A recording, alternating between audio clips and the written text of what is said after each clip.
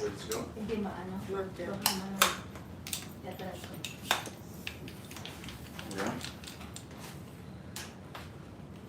This one's for April. Because live. Think about listings, bonds. I might get one 3-bed rental.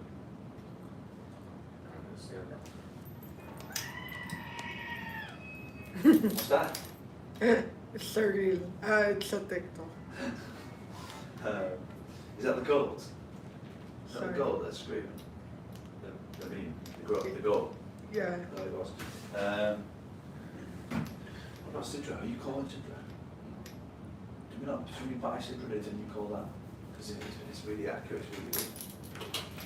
Nate, can I borrow your phone? Yeah. Put the card on.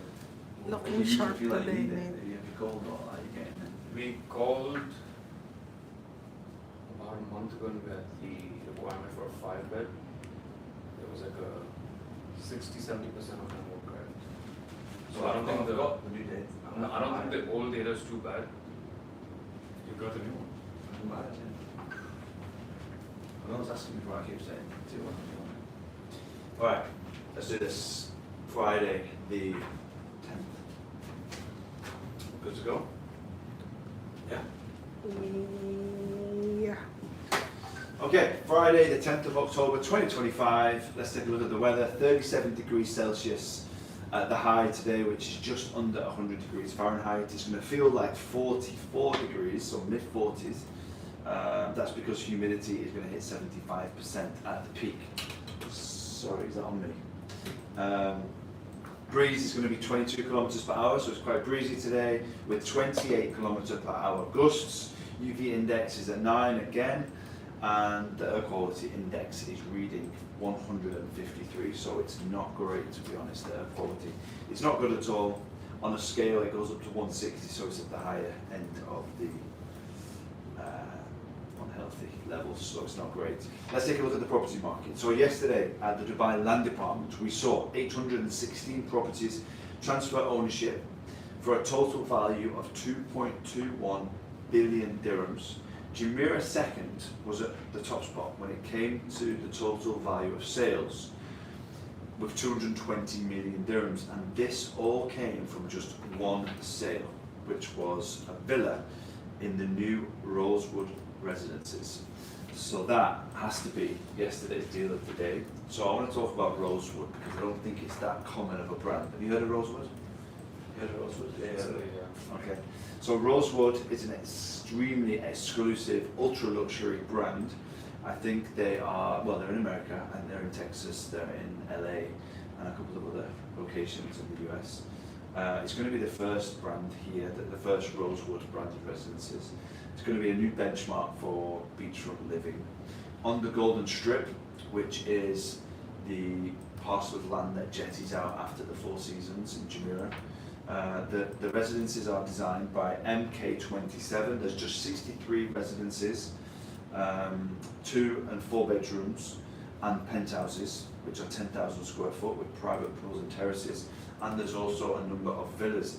This sale today, yesterday was a villa. It's going to complete in 2028. The villa sale was 14,500 square foot villa, and it sold for 220 million dirhams off plan, ready in 2028. This project is going to be a direct competition to the Amman residences, Bulgari and Dorchester. So yeah, it's going to be in the super prime elite residences. Right, very interesting sale. 15,227 dirhams per square foot that sale was. In the news, we have confirmation that Dubai Airport will be moving and changing. So all operations from current busiest airport in the world, DXB, will shift to Al Maktoum International Airport, DWC. It's not going to happen anytime soon. It's going to happen 2032, which is not that far away really, 7 years. We're going to see DXB reach full capacity of 150 million passengers. That's going to be by 2031, and then the plan is to move over to DWC, which will be able to handle 124 million passengers.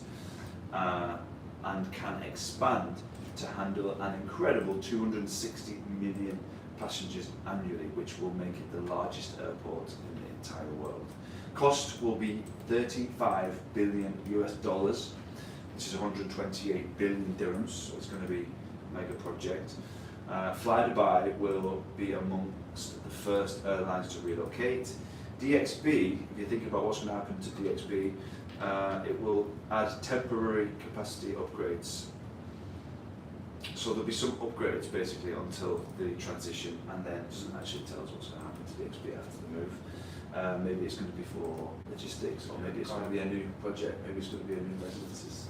It might be the flying taxis because the thing is right next to the airport now. Could be the new taxi for flying taxis. And the idea is basically, to strengthen Dubai's position as a global aviation hub for the next 50 years.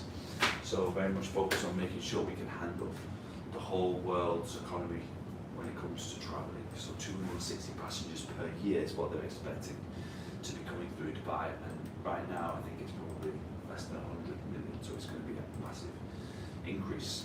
Alright, there you go. Thanks for watching. Happy Friday, everyone. Let's get into it. We've got the guys in the office today, Devesh and Nate, so we're going to practice our skills, sharpen our skills. We've got our game.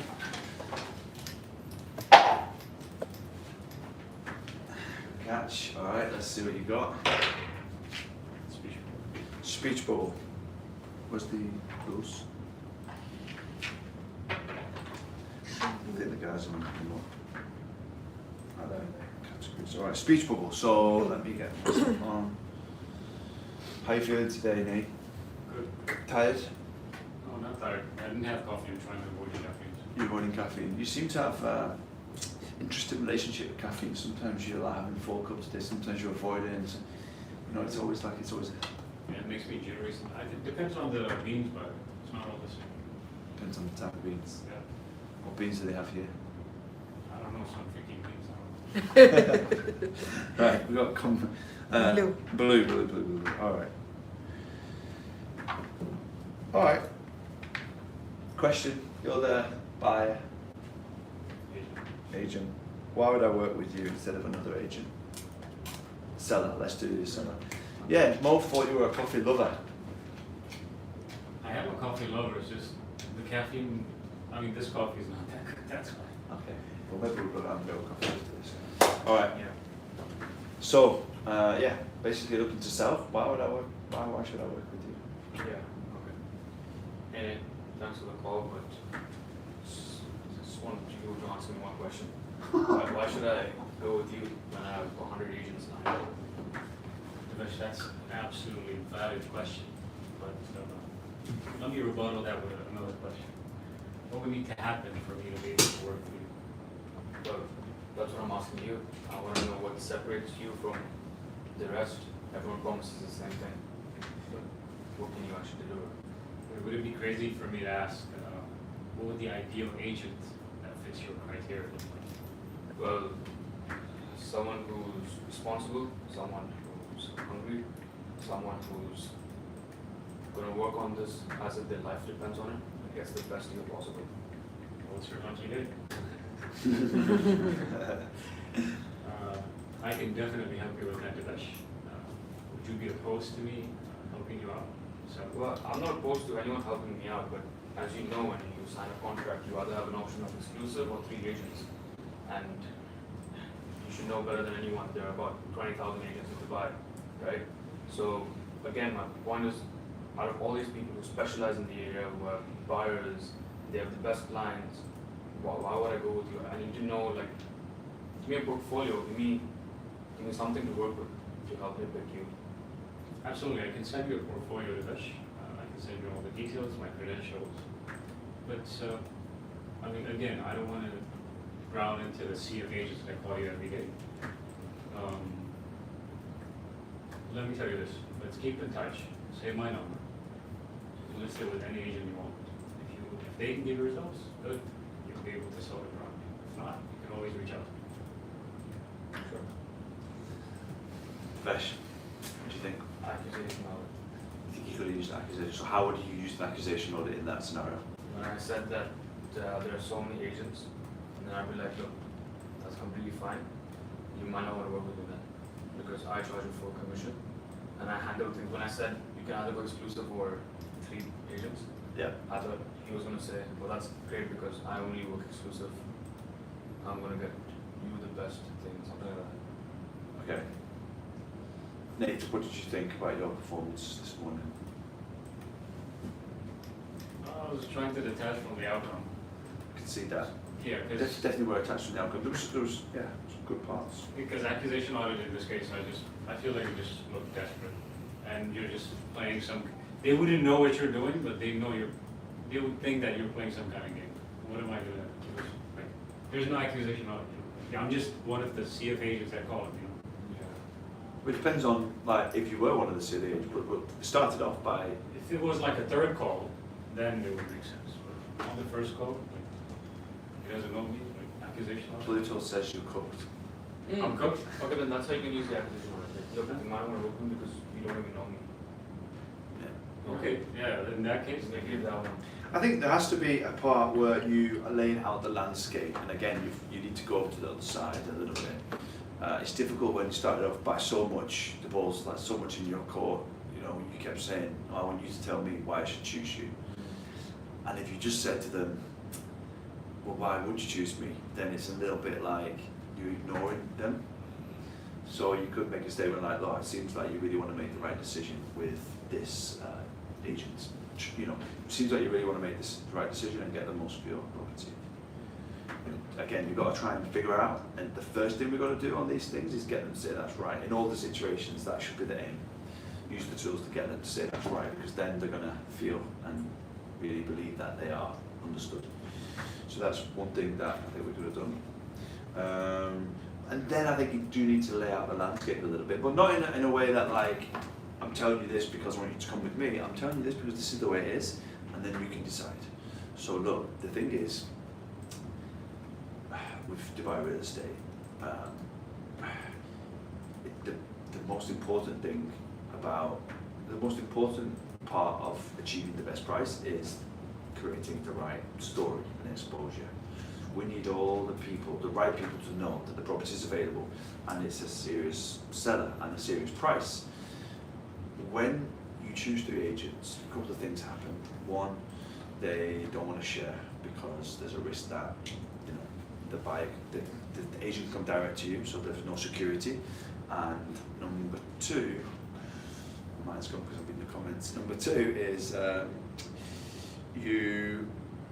agents will need to try and compete because very often they'll get the same buyer. The only way that they can compete is by kind of suggesting that they've got an edge, which will mean lowering prices.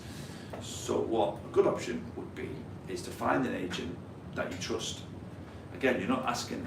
Find an agent that you really trust, you really believe cares about their job and understands the market and is focused on helping you get the best price against the market, against these other agents.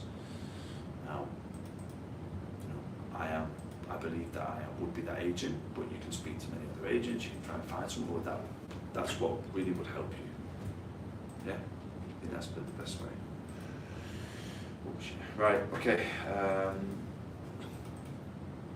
Do you want to do that again? The same thing.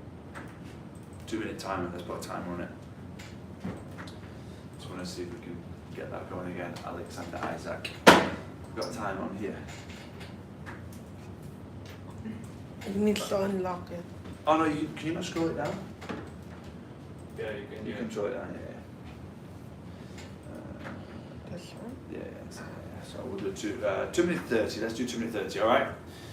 And this is not the first cold call. No, this is maybe even a meeting, a listing meeting where you're interested. So he's a serious seller. He's not just messing around, and you do want to close the deal. It's not like you can just say no, go with someone else and call me back. You want to try and. Let's go. Ready? Yeah. Okay. Yeah, and thanks for meeting with me. But as I mentioned, this is kind of like an interview process. I just want to know if I can pick the right agent.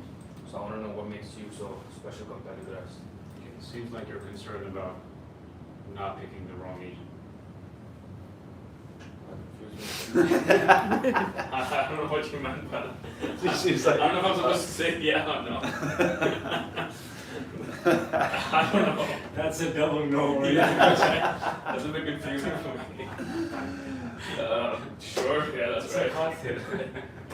Yeah, that's right. I gotta get this. Yeah.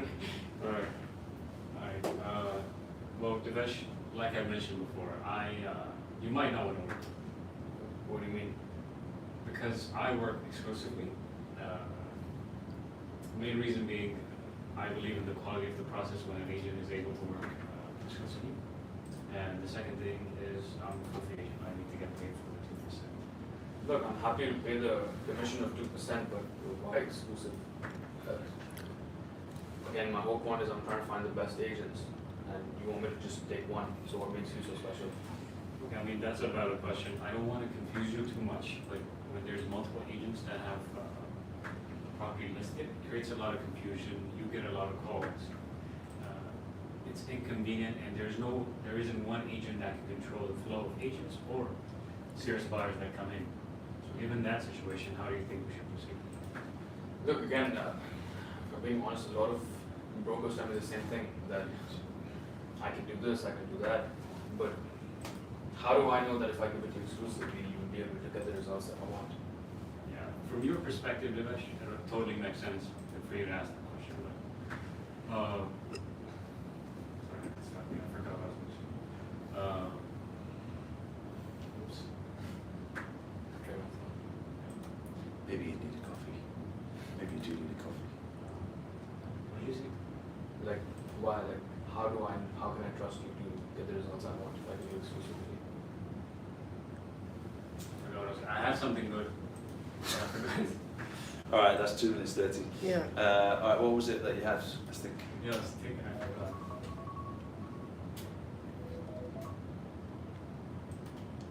What was the question? Like, you mentioned that you get lost, you get out of calls, so I'm like, okay, fine, but why would I give you exclusively? How can I trust that you'll actually deliver the results that I Yeah, want? you never know unless you try. You just, yeah. You gotta go on a couple of days until you find your wife. No, Rachel. What? She looked at me like I was Right, let's keep the same scenario. I think it's good. Flip it around. That's just super easy for you now. Giving you a layup on a Friday morning here. So, all right, you got this? Yeah. Okay, go. So Devesh, I want to sell this property, but I mean, why should I pick you? I mean, there's a lot of agents call me. I mean, you called me like 3 times to meet up for this property. I don't even need the coffee, but why should I pick you? Well, look, thanks for meeting with me, but and it really seems like you want to have the right person in your corner to get this sold. Whatever it takes to sell the property, I'm willing to do it. Okay. Whatever it takes. Yeah, whatever it takes, of course, but no funny business. Like, I don't want any like noise. I don't want like a lot of viewings going on and nothing happening. I don't want none of that stuff. Okay. So it sounds like you want someone who can have all the control and not really bug you with all these random viewings, unqualified buyers, so on. That's exactly the scenario. That's the scenario I'm trying to avoid. If there's like a perfect process where you can just, if you have a network of buyers, you can reach out, network of agents. I really don't care. I just want to sell the property. If that's the case, it's perfect. I just want to sell it that way. Okay, just to understand, I just wanted to help see your perspective. Are you looking more towards picking 3 agents and, moving across the property from there? Well, I mean, 3 agents makes sense to me because I'll get more exposure. Okay. Get more exposure. Again, you thought about me. Yeah, more exposure because there's more people. I mean, numbers-wise, it sounds logical. What do you think? Well, would you see the downside of having 3 agents compared to just having one exclusively? Not really. Actually, if anything, I see the upsides because I feel like more people would know about the property and we need more buyers. Completely. Okay.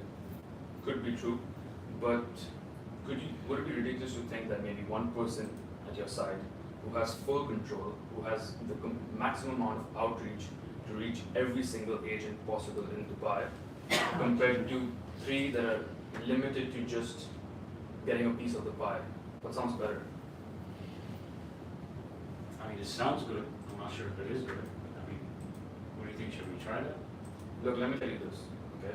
We signed the exclusivity. I would reach out to every single agent in the community and get all control in order to reach, because then at that point, no one's fighting for the pie, right? They're, Finish your point. in that situation, I'm gonna be the one taking all the calls, handling all the qualified buyers, and then sending you a report every single week so you're in the loop and you're never lost. How does that sound? That sounds perfect, let's do it. Good, really good. What did you think, Devesh? Flow could be better. Felt like the flow was good. No, I feel like the flow could be better. Could be better, okay, yeah. Nate? Given the situation, he did well because it forces you to explain, and he explained the least amount possible. Yeah, you really didn't explain. That's all. It was good because you asked the questions. I really liked how you said, could you see the downside of just working with one agent? Sorry, downside of working with 3 agents as opposed to one who's really got your back. And then you kind of you didn't really accept that. You didn't really go with it. And instead of just giving in and explaining, you then said, okay, well, would it be ridiculous to assume that one agent that's really, working on this as well? So it was like double, like really good. You avoided explaining, but it wasn't like you were pausing for ages to have to think of the questions. They were flowing pretty well afterward. But in terms of stuttering, it wasn't bad, honestly, it was good. But in terms of, let's get to that scenario where you've got to explain, but again, with the tone and way that you do it, you're not explaining, you're just laying out the landscape, and you're not asking for the listing. And it's almost like people say, take it away close. This is kind of like that, where it's, you detach from the outcome, and you just say, look, let me just say how it is, and then you decide if you want to work with me. So try and do that a little bit now, just to explain just quickly how the market would work, like why, just to explain why it might be better to go with one agent, i.e. me, but you're not really saying that, you're just saying you've got to find someone that you trust, that you think can represent you in this market, fight for you, get the right price. Yeah? Yeah. You got it? Just going straight into that. Yeah. I just want to know. Look, that you man, got it. having seen the potential downside by going with 3 agents, would you disagree that going with one agent could be more beneficial for you? With the potential downsides that you mentioned, the 3 agents. Correct. It's possible, it seems like it. I mean, I'm selling this is the first property I'm selling, so it seems like it makes sense.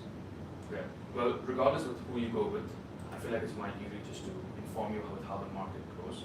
And again, I want the best interest of you. That's my job as a broker. So, working with 3 agents, they might have the same buyers, right? But the only way they can compete is by telling the buyer that they can get a better price. Now, I'm sure you don't want that. So, having one agent can minimize that down risk and go to the potential agents and give them a fixed price so you get the most in your pocket. How does that sound? Sounds perfect. Let's do it. Yeah. And basically, you got to find that agent. I believe that I am that agent. I'm having big success with this approach. However, you got to feel confident.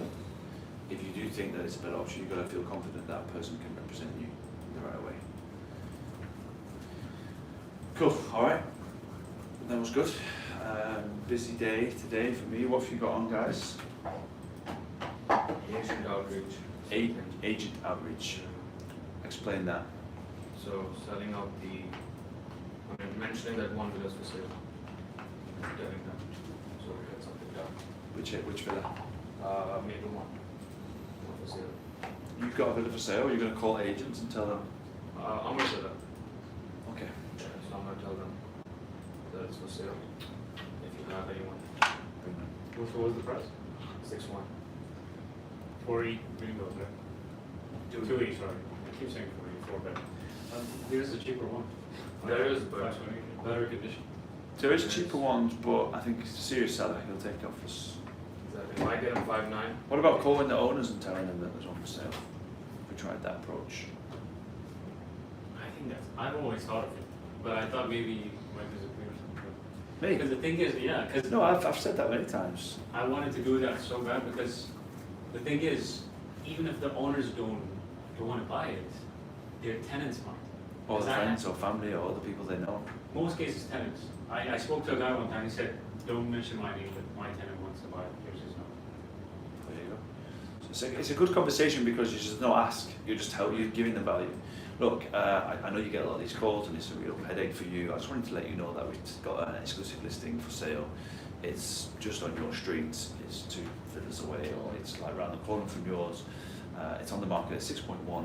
Just wanted to let you know because people are often interested about what their Yeah. property might be worth. If you know anyone that might be interested, let us know. Yeah. That's it, you know. So it's not like calling up saying, "Can I get your listing?" Yeah. And then open up a conversation. You're welcome to come and view it on the weekend or anytime you're around. Just let me know. We can give you access.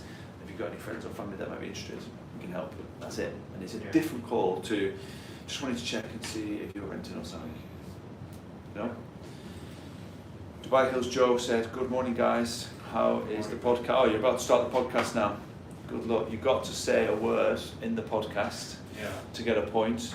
What's he got to say? Give him a word. Jingleberry. Pardon? Jingleberry. Yeah, Jingleberry. Jingleberry. You got to try and say the word Jingleberry in your podcast. Jingleberry. That's the word. We'll be watching. That's a tough one. That is a very tough one. Jingleberry. Jingleberry. And you can't say, like you've done before in the past, you can't say, "Oh no, sorry, that was a mistake," and then you got to stand by what you say. You got to say the word, go with it. No and, backing and it out. has to be on the podcast. And it has That's to- under Karan. It has to be on the podcast, and we have to see the clip as well, and we're going to put the clip on. And it has to make sense. Yeah, it has to have right context. Jingleberry. What is a jingleberry? It's not even a thing. It is a word, but I don't know what Is it? Yeah. I think it's like calling someone on the phone, some jingleberry. Oh, I don't know, I think It it's sounds racist. Jingleberry? Jingleberry. You got to own up to the jingleberry. Devesh is a jingleberry. Yeah. Yeah, it sounds racist. It does sound racist. Right, guys. Thanks, Mo. I'm going to have a great flight. Have a great day and a good weekend, everyone. See you all soon. Bye-bye.